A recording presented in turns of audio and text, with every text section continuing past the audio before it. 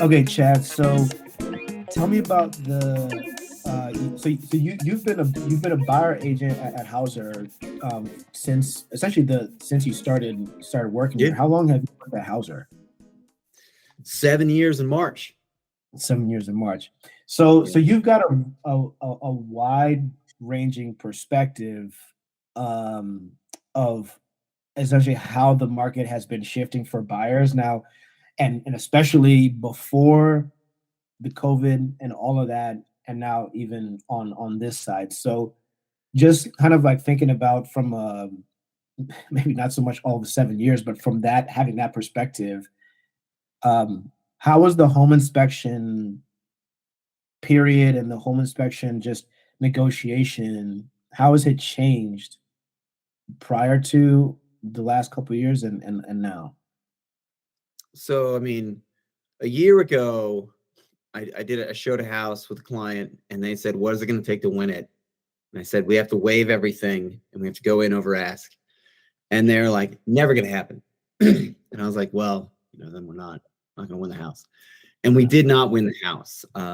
Now they just put in an offer over the weekend that was, I don't know, 60 grand under list price, and they're keeping the inspection and they're keeping the appraisal, and it's an actually, like, it's in the runnings. Like, this, we could actually make this work. So that's kind of the paramount shift that's happened over the last 12 months. The and that's the crazy stuff. The people who recently closed, they were, I mean, they got to do an inspection, which was great. So, eyes wide open, what you're getting into when you buy a house, instead of prepare for stuff to break. It's going to Right. break. So that was nice. And it also gave them, a better palette for it, because they understood what they're getting into. But and in that sense, like, when we did the inspection on the last couple homes, the sellers were more than willing to help out again. So it went from, you know, how are you going to give us the naming rights to your firstborn, secondborn child, to what can we take care of inside the house that we didn't know was broken? Or how much money do you need so you feel at ease and will, finish the deal with us? And that's been great, because my clients are, excited. They're like ecstatic that this is all going on when they're buying the house, because, mind you, the rates have doubled, in Mhm. some cases tripled. So in this sense, it's like, well, hey, we're starting from actual, like, zero, as opposed to, we're already in the hole and like -5, and there's more things we got to tackle.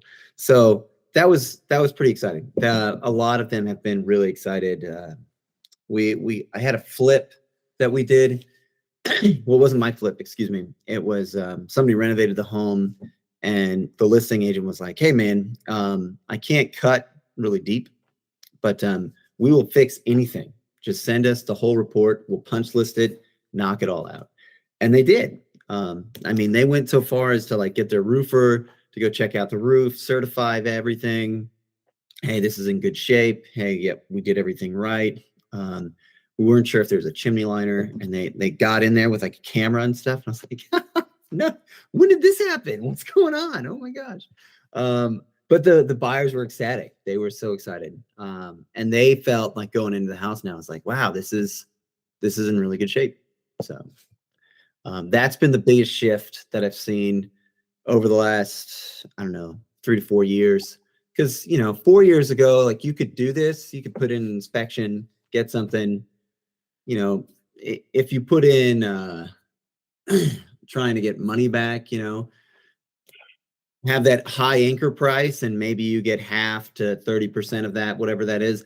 But in this case, it was one of those things where it's like more than we ever imagined, because the bar has been so low for so long that it's like we're getting even more. And it's like, this is crazy. Fantastic. So, I think and so with all that said, let's say you let's talk about this last transaction that you'd had where the seller was very willing to accommodate you and accommodate your clients. What was the process when you so you did a home inspection with to negotiate. So you've got the report. What was that conversation or the conversations you had with your clients going in to set some of the expectations or to give them an idea of what how to approach this whole negotiation piece? Yeah, I mean, so every seller is different, and that's what's weird is so you're trying to, set expectations from A to Z, and there's a lot of letters in between there. And with that, it's more so that we never know what's going to happen, but we are going to know like entropy is real and the house is breaking down.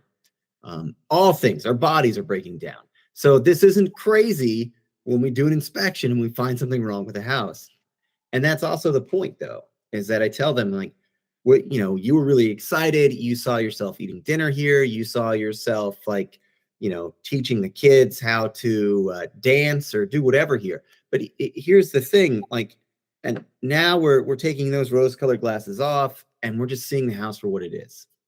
Like, it's mechanicals, it's drywall, it's carpentry. What shape is it in? And in that sense, like, you should expect stuff to come back. And in that sense, you should also wonder, like, okay, so what, I'm really handy with painting or whatever it might be. Like, if it's that, like, not a big deal.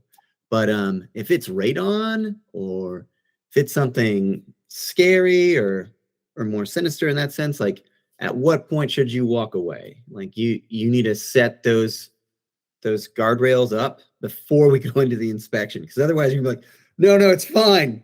I've dealt with sinking homes before. I know what to do.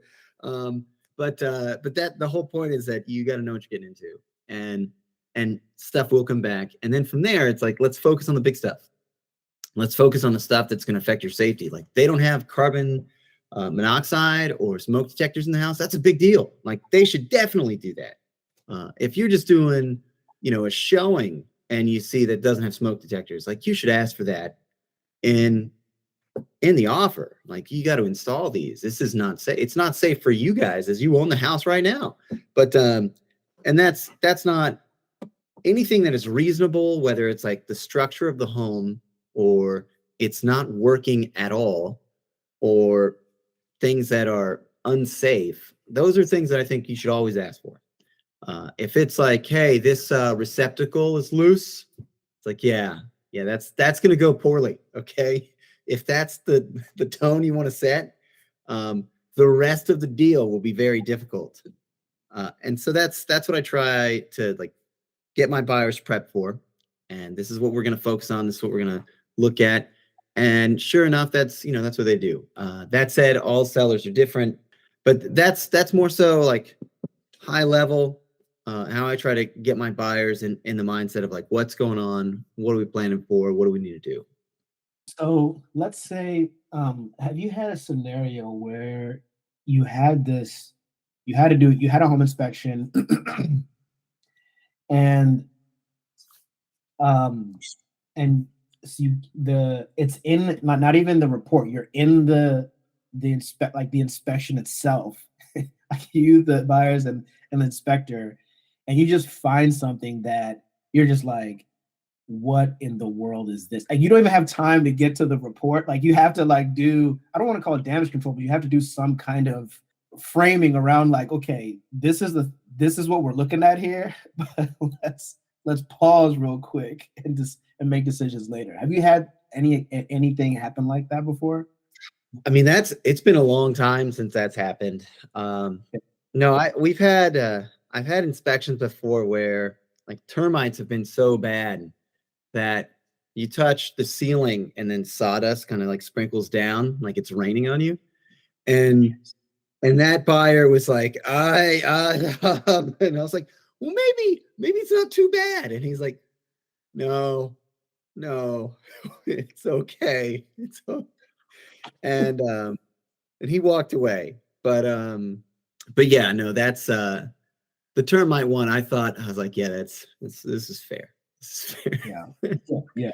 Well, and let me ask a different one. And this just came to mind as you were talking, is like having done so much business and so much activity on exclusively on the buy side gives you a really unique perspective, because now you also, even when you're talking about negotiating home inspection, you're recognizing how to negotiate an inspection, thinking about what's on the seller's mind, or what the seller is trying to would have like concerns about, but you're representing the buyer, so it's almost like you have a business like empathy that helps you negotiate deals for your buyer clients.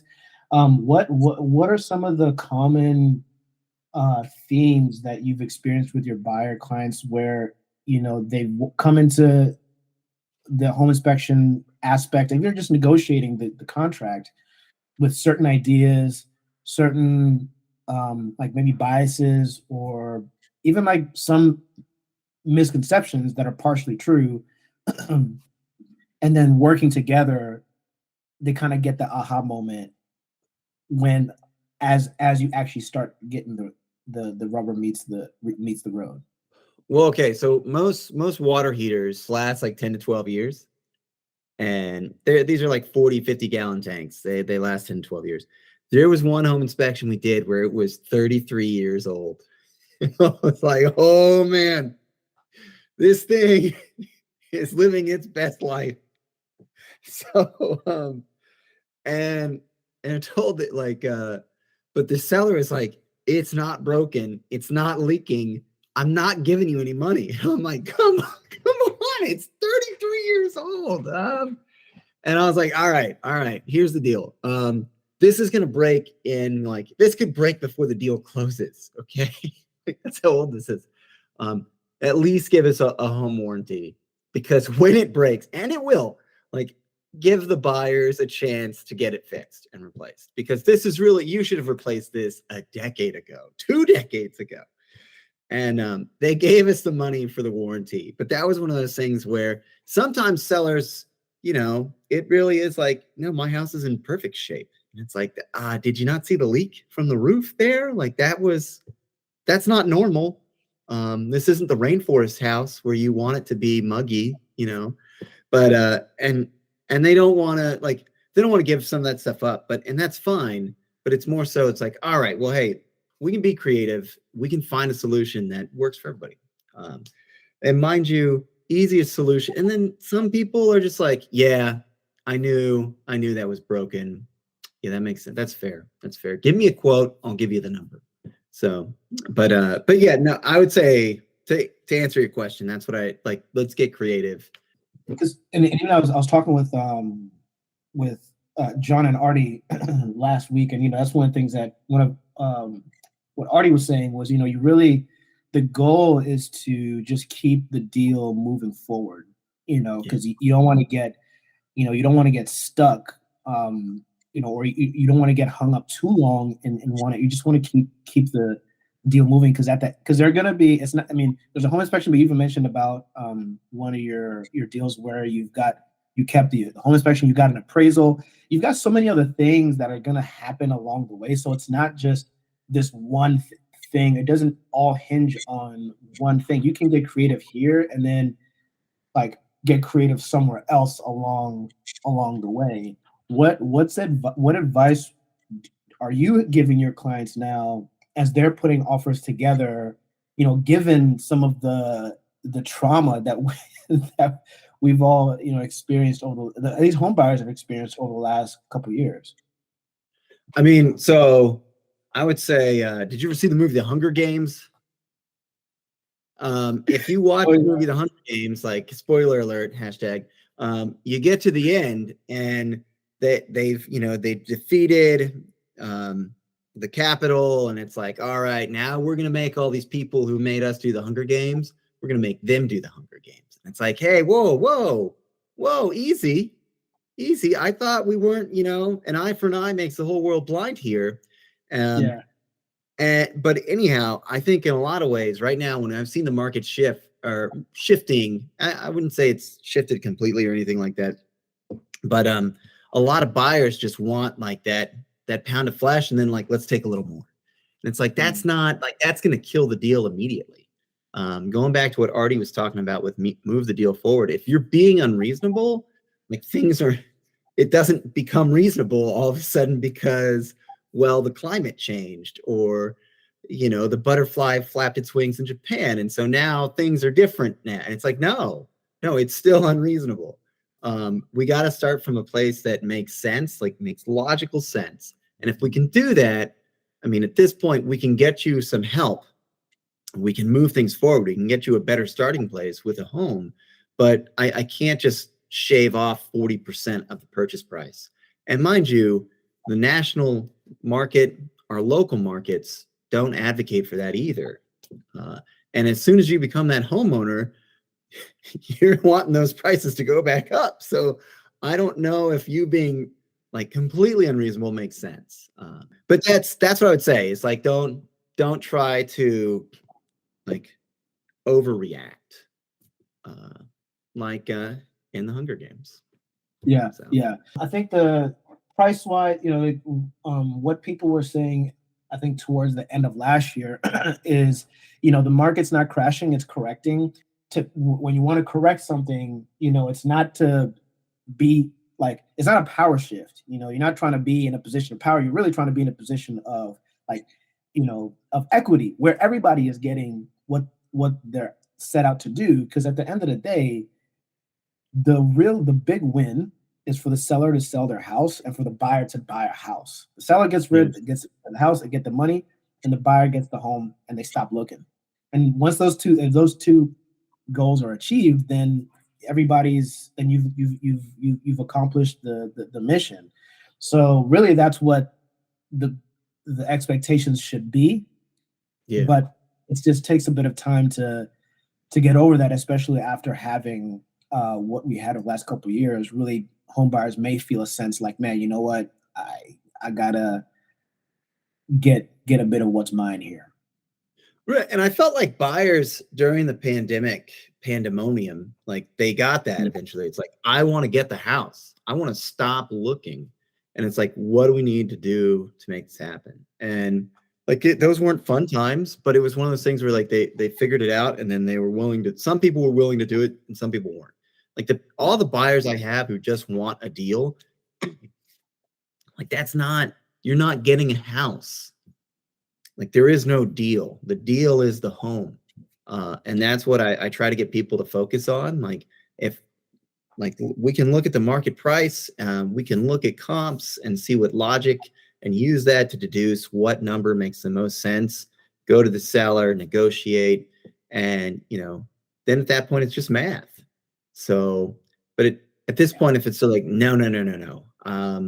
Well, I think Zillow is wrong, or I think that Redfin gets it better, or whatever it might be, there's always some other mystical like impact. And that's the thing where it's like, hey, you want a home. This is where we are. Yeah. I love that. The home is the deal. And one of the things I say is like, you don't find a deal, you make a deal. That's how you put it together, right? Like with your clients who got the home inspection, where the seller's like, hey, just send me the report and we'll fix everything. You also had to put that together. Like you didn't know that was going to happen, but you have to you got to put things together. Like you make deals, you don't find them. That's what negotiation is all about. It's about making a deal. And if you're looking for a home, then you can make deals all the time. No, I like how you say that too. Like, you make a deal, you don't get a deal. Because that is something that a lot of people don't understand. And that's, I mean, honestly, I'm gonna start using that, because there's a lot of stuff that, as you know, there's so many other hurdles that you have to get over, and that's part of the deal. If the appraisal comes in short, or if the appraisal comes in high, and it's like, hey guys, you're actually sitting with so much equity right now. Congrats. Like, take it, like, keep going. And yeah, so that's really interesting. I like that. I like that phrase. It's all about being creative. Like, everybody wants to move forward. Yeah. So That's so true. Everybody's trying to get to closing. That's just it's hard to see that in the heat of the moment, but at the end of the day, we're all trying to get this thing done and just get through this chapter of our lives. So last, I'm gonna throw the last question is just going to be similar to the one I asked earlier. Is about advice to buyers, and this is like people who have been on the sidelines waiting for something different. What advice would you give them? And they really want 2023 to be their year. What would you say? I mean, I would say, as far as like, you make a deal. Like, I think you're saying before, like, you don't get a deal, you make a deal. And in that sense, like, talk to an agent, because there are deals to be made. There's lots of stuff out there. There's ways to carve things up, to be creative, to get things done. Whether that's looking, not necessarily in your specific geographic area and going to somewhere that's like it, that has a similar amenities, or whether that's going from like a single family to more of a townhome, or maybe it's changing your financing around.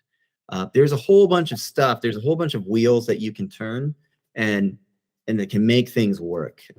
Growing up, like, we had one of those TVs that had the antennas, and it was like, you just like kind of touch the dial and then like all the static's gone. This is exactly that. You can, and for all those Gen Z people out there, I'm sorry, you can Google that, but the whole idea is that you can go through and twist the knobs, and eventually, like, things are going to come through crystal clear and it's going to work. But there's deals that can be made. You just have to get out there and really try it. And part of that is, getting your financing and seeing what you need to tweak, what you can do.